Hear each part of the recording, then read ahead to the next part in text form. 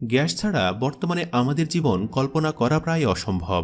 বাসাবাড়িতে রান্নার জন্য পাইপলাইন বা সিলিন্ডারে ভর্তি গ্যাসের মাধ্যমে আমরা রান্নাসহ অন্যান্য কাজ করে থাকি। রাস্তায় হুহু করে চলতে থাকা বাস, ট্রাক বা অন্যান্য গাড়িতেও জ্বালানি হিসাবে ব্যবহার করা হয় গ্যাস। মোট কথা, গ্যাস আমাদের জীবনের সাথে ওতপ্রোতভাবে জড়িয়ে আছে। কিন্তু বন্ধুরা, কখনো কি ভেবে দেখেছেন এই গ্যাস কিভাবে আমাদের রান্নাঘরে সিলিন্ডারজাত বা পাইপলাইন প্রক্রিয়ায় চলে আসে? বা এই গ্যাস কোথা থেকেই বা আসে? কিভাবেই বা তা ব্যবহারের উপযোগী করে তোলা হয়? আমাদের আজকের এপিসোডে আলোচনা করব এলপিজি গ্যাস কিভাবে পাওয়া যায় বা কোথা থেকে আসে এই গ্যাস। এলপিজি গ্যাসের উত্তোলন এবং ব্যবহার উপযোগী করে তোলার পুরো প্রক্রিয়া সম্পর্কে জানতে ভিডিওটি না টেনে দেখতে থাকুন। আমরা সাধারণত দুই ধরনের গ্যাসের কথা জেনে থাকি। একটি হচ্ছে সিএনজি গ্যাস, আরেকটি হচ্ছে এলপিজি গ্যাস। এখন প্রশ্ন আসতে পারে, দুটোই যেহেতু গ্যাস, তাহলে আলাদা আলাদা নাম কেন? চলুন প্রথমে জেনে নেই এই দুই ধরনের গ্যাসের পার্থক্য। সিএনজি এর পূর্ণরূপ হচ্ছে কম্প্রেসড ন্যাচারাল গ্যাস, অর্থাৎ ঘনীকৃত প্রাকৃতিক গ্যাস। সিএনজি হল আসলে মিথেন গ্যাস, কারণ বাংলাদেশে পাওয়া প্রাকৃতিক গ্যাসের শতকরা ৯৯% বিশুদ্ধ মিথেন। আমরা রাস্তায় যেসব যানবাহনগুলোকে সিএনজি ডাকি, সেগুলো আসলে সিএনজি চালিত যান। Bangladesh petroleum exploration and production company বা বাপেক্স বাংলাদেশের এই গ্যাসকে নিয়ন্ত্রণ করে থাকে। এই গ্যাস এলপিজি গ্যাসের চেয়ে হালকা হওয়ার কারণে তা যানবাহনে ব্যবহারের জন্য বেশি উপযোগী।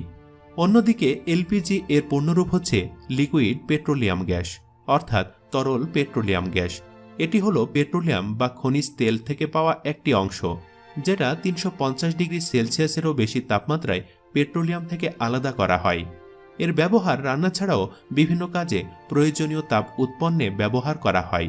দুই ধরনের গ্যাসের উত্তোলন পদ্ধতি একই ধরনের, কিন্তু এই দুই গ্যাসের অবস্থান ভিন্ন জায়গাতে থাকতে পারে। তা হচ্ছে মাটির নিচে এবং গভীর সমুদ্রের নিচে। সাধারণ মাটির নিচ থেকে গ্যাস উত্তোলনের চেয়ে সাগরের বুক থেকে গ্যাস উত্তোলন করা অনেক কঠিন কাজ। তো চলুন জেনে নেওয়া যাক কিভাবে মাটির নিচ থেকে গ্যাস উত্তোলন করা হয়। আমরা জানি পৃথিবীতে প্রাণের আগমন মিলিয়ন বছর আগে। বহু বছর ধরে যেসব উদ্ভিদ ও প্রাণী পৃথিবীতে বসবাস করেছে, তাদের দেহাবশেষ মাটির নিচে প্রচণ্ড চাপ ও তাপে সম্পূর্ণভাবে ভেঙে গ্যাস তৈরি করে। মাটির নিচে চাপ অনেক বেশি থাকার কারণে এই গ্যাস উপরে উঠতে থাকে। মাটির ফাঁক ফোকর দিয়ে এভাবেই উঠতে তাদের খুব একটা সমস্যা হয় না এবং কখনো কখনো বাহিরেও চলে আসে। সিলেট ও সীতাকুণ্ডে এরকমের কিছু জায়গা থেকে সবসময় এভাবে গ্যাস ওঠে। সাধারণত এর পরিমাণ খুব কম হয় এবং কোনো কাজে ব্যবহার করা যায় না। বেশিরভাগ সময় গ্যাস বাহিরে বের হতে পারে না, কারণ মাটির এমন কিছু স্তর আছে যেগুলো এরা ভেদ করতে পারে না। ফলে তারা ওই স্তরের নিচে জমতে থাকে এবং একসময় প্রচুর পরিমাণে জমা হয়। যে স্তরে খনিজ জমা হয়ে থাকে তাদের ডাকা হয় রিজার্ভার বা মজুদ, আর ওপরের অভেদ্য স্তরকে ডাকা হয় ট্র্যাপ বা ফাঁদ। এখান থেকে খনিজ তোলা হয় এবং শক্তি হিসাবে ব্যবহার করা হয়। প্রাকৃতিক গ্যাস বা জ্বালানি খুঁজে বের করা খুব একটা সহজ কাজ না। প্রধান কারণ, মাটির নিচে খনিজের উপস্থিতি নিশ্চিত করার কোনো প্রযুক্তি এখনও আবিষ্কৃত হয়নি। তাহলে কিভাবে খনিজ খোঁজা হয়? সিসমিক সার্ভের সাহায্যে।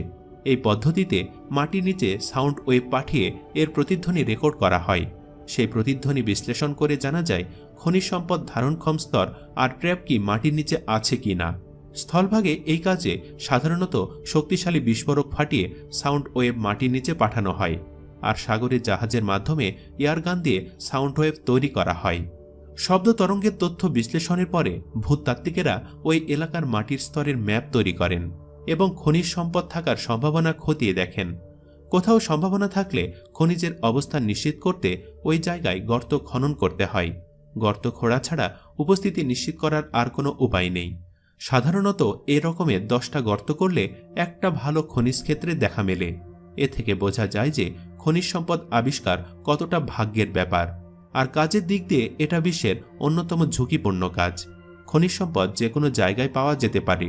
খনিজের সম্ভাবনাময় জায়গা গহীন জঙ্গল, সুউচ্চ পাহাড় বা গভীর সমুদ্রের মাঝখানে হতে পারে। এটি মাটির 1000 ফুটের ওপরেও থাকতে পারে, আবার 10,000 ফুট নিচেও থাকতে পারে। গর্ত করার আগে তার উপস্থিতি জানতে পারা যায় না। এত গভীর গর্ত করার জন্য যে যন্ত্র ব্যবহার করা হয় তাকে বলা হয় ড্রিলিং রিগ। বিশাল আকৃতির এই যন্ত্র থেকে ড্রিল বিট বা কাটার দিয়ে মাটির নিচে গর্ত খোঁড়া হয়। কাটার নামানো হয় স্টিলের পাইপ দিয়ে। পাইপের ভেতরে পানি বাষ্প করা হয়, যা মাড বলে পরিচিত। এরা পাইপের মধ্য দিয়ে প্রবাহিত হয়ে গর্তের নিচে কাটারের সামনের ছিদ্র দিয়ে বের হয় এবং কাটা মাটির সঙ্গে নিয়ে ওপরে উঠে আসে। ফলে কোনো বিরতি ছাড়া গর্ত করা যায়। আলগা মাটি নিয়ে চিন্তা করতে হয় না। এই তরল ঘন ও ভারী হয় যেন তা গর্তের মাটির ওপরে চাপ দিয়ে আটকে রাখে। ফলে গর্ত যত গভীর হোক না কেন, পাশ থেকে মাটি ধসে পড়ে বন্ধ হয়ে যায় না। গর্ত খোঁড়ার পর পাইপ ও বিট বের করা হয় এবং টেকসই পাইপ নামানো হয়। সে পাইপ গর্তের তলদেশ পর্যন্ত নামিয়ে সিমেন্ট দিয়ে ভরাট করা হয়। ফলে একটা গভীর গর্ত লম্বা সময়ের জন্য দৃঢ় ও টেকসই থাকে। যদি কোনো জায়গায় খনিজের উপস্থিতি শনাক্ত হয় এবং বিশ্লেষণে উত্তোলনযোগ্য হয়, তাহলে যে গভীরতায় খনিজ আছে সেখানে বিস্ফোরক দিয়ে কেসিং, সিমেন্ট ও খনিজের স্তরের ভেতর ছিদ্র তৈরি করা হয়। সেখান থেকে কেসিং দিয়ে খনিজ ওপরে ওঠে এবং উৎপাদনের জন্য প্রস্তুত হয়। খননকালে কখনো কখনো নিয়ন্ত্রণহীনভাবে গর্ত থেকে খনিজ বের হয়ে আসে। একে বলে ব্লো আউট। ব্লো আউট যে কত ভয়ঙ্কর তা আমরা দেখেছি মাগুরছড়া ও টেংরা টিলাতে। একে ঠেকাতে রিগে অনেক ধরনের নিরাপত্তা সিস্টেম থাকে, কিন্তু যেহেতু মাটির নিচে আসলে কি অপেক্ষা করছে তা অনেকটা অজানা এবং তা নিশ্চিত করার প্রযুক্তি এখনও তৈরি হয়নি। তাই এই অপরিসীম ঝুঁকি নেই একের পর এক গর্ত খনন করে যায় রিগগুলো। রিগ নানা রকমের হতে পারে। এগুলোকে সাধারণত দুই ভাগে ভাগ করা যায়, স্থলভাগের রিগ ও জলভাগের রিগ। স্থলভাগের রিগের মধ্যে কিছু বিশাল ট্রাকের ওপর বসানো থাকে এবং খুব সহজে স্থানান্তর করা যায়। কিছু রিগ আবার বেশ বড় হয় এবং তা আলাদা আলাদা ভাগে বিভক্ত করে স্থানান্তর করা হয় এবং পরে জোড়া লাগানো হয়। তবে সবচেয়ে বিচিত্র ধরনের রিগগুলো চোখে পড়ে সমুদ্রে। এর মধ্যে আছে গভীর ও অগভীর পানির রিগ। অগভীর পানির রিগগুলোর কিছু ভাসমান আর কিছু স্থির। স্থির রিগগুলো তাদের পায়ের সাহায্যে সমুদ্রের নিজের অবস্থান সুদৃঢ় রাখতে পারে। গভীর পানির রিগগুলোর সবগুলোই সাধারণত ভাসমান। কিছু আবার দানব আকৃতির রিগ জাহাজের ওপরে বসানো থাকে। এদের বলে ড্রিল শিপ। এগুলোকে নোঙর বা অত্যাধুনিক ডাইনামিক পজিশনিং সিস্টেম দিয়ে সামুদ্রিক স্রোতের বিপরীতে এক জায়গায় ধরে রাখা হয়। ফলে সমুদ্রের গভীরে গর্ত খুঁড়তে খুব একটা সমস্যা হয় না। এই রিগগুলো হয় স্বয়ংসম্পূর্ণ। মাটির নিচ থেকে যে পেট্রোলিয়াম পাওয়া যায় তাকে ক্রুড অয়েল বলা হয়। শুরুতেই এই ক্রুড অয়েল কিন্তু ব্যবহার করা যায় না। এটা ব্যবহারের জন্য পরিশোধন করতে হয়। এক্ষেত্রে সম্পূর্ণ ক্রুড অয়েলকে একটি চুল্লিতে পাঠানো হয়, যেখানে প্রায় ৩৭০ সেলসিয়াস ডিগ্রি তাপ প্রয়োগ করে উপর থেকে নিচ পর্যন্ত তেলের বিভিন্ন স্তর তৈরি করা হয়। এক্ষেত্রে সবার উপরে থেকে থাকে জ্বালানি তেল। এরপরে যথাক্রমে ডিজেল, পেট্রোল, মোবিল এবং অন্যান্য পদার্থ। আর তাপ প্রয়োগের সময় সবার উপরের স্তরে পাওয়া যায় এই এলপিজি গ্যাস। বলা হয় প্রতি ১৫৯ লিটার ক্রুড তেলের মধ্যে যথাক্রমে ৬৩ litre petrol, ৩৫ litre diesel, ২০ litre জ্বালানি তেল, ৬ litre propane, ১০ litre LPG gas এবং বাকি ৩৪ লিটার হচ্ছে অন্যান্য পদার্থ, যথা মোবিল, আসফাল্ট, সালফার ইত্যাদি। আর এখান থেকে প্রাপ্ত গ্যাস সিলিন্ডার ভর্তি হয়ে বাজার ঘুরে পাইপলাইন অথবা সিলিন্ডারে ভর্তি হয়ে আমাদের রান্নাঘরে পৌঁছায়। দর্শক, বাংলাদেশে ২০০০ সালের দিকে প্রচুর পরিমাণে গ্যাস উত্তোলন করা হচ্ছিল। তার পরিমাণ এতই বেশি ছিল যে তখন সরকার এগুলো ব্যবহারের জায়গা না পেয়ে অনেকটা বিনামূল্যে এর ব্যবহার করেছে এবং অনেক অপচয়ও করেছে। কিন্তু বর্তমানে দেশে গ্যাসের ব্যবহারের ক্ষেত্র বাড়ায় গ্যাসের ঘাটতি দেখা দিয়েছে। ফলে বিদেশ থেকে গ্যাস আনার কারণে এর দাম কয়েক গুণে বেড়ে গেছে। এখন প্রশ্ন হলো, কিভাবে এই গ্যাসের দাম নিয়ন্ত্রণে রাখা যায় বলুন তো?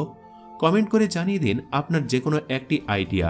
জানাতে ভুলবেন না কেমন লাগলো আমাদের সার্বিক আলোচনা। ভালো লেগে থাকলে ভিডিওটিতে অবশ্যই একটি লাইক দিন এবং বেশি বেশি শেয়ার করুন। আর আপনি আমাদের চ্যানেলে আজই প্রথম হলে অন্য ভিডিওগুলো দেখুন। ভালো লাগলে অবশ্যই চ্যানেলটি সাবস্ক্রাইব করে আমাদের সাথে যুক্ত থাকুন। ধন্যবাদ।